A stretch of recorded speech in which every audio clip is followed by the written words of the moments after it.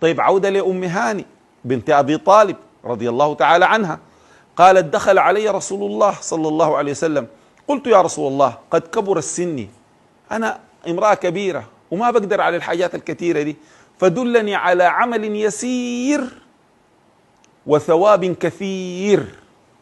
داير لي حاجة بسيطة لكن أجور كبير.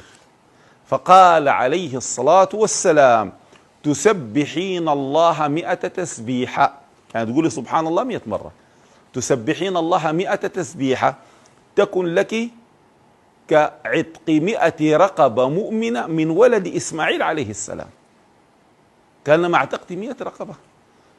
وتحمدين الله 100 تحميدة تكن لك ك100 فرس مسرجة ملجمة في سبيل الله تعالى. وتكبرين الله 100 تكبيرة تكن لك ك100 بدنة مهداء مقلدة إلى البيت العتيق متقبلة. وتهللين الله 100 تهليلة لا إله إلا الله تملأ لك ما بين السماء والأرض، ولا يرفع لأحد عمل أفضل مما جئت به إلا رجل قال مثل ذلك وزاد عليه. طيب زيادة صحيحة عند الحاكم، تقولين لا حول ولا قوة إلا بالله العلي العظيم 100 مرة، لا تذر وراءها ذنبا صغيرا أو كبيرا. صدق رسول الله عليه الصلاة والسلام. يا إخواننا كلمات اصطفاها الله، اختارها الله، لذلك لها هذا الأجر.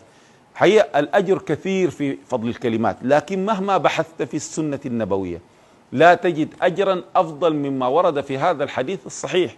هذا الحديث جاء عند عبد بن حميد، وعند أبي يعلى في مسنده، وعند أبي نعيم في حليته، وعند الحاكم في مستدركه، وصححه ابن السني والنووي، وصححه السيوطي والمنذري والألباني رحمهم الله تعالى جميعا. حديث صحيح وفضل عظيم وأجر كبير، يعني 100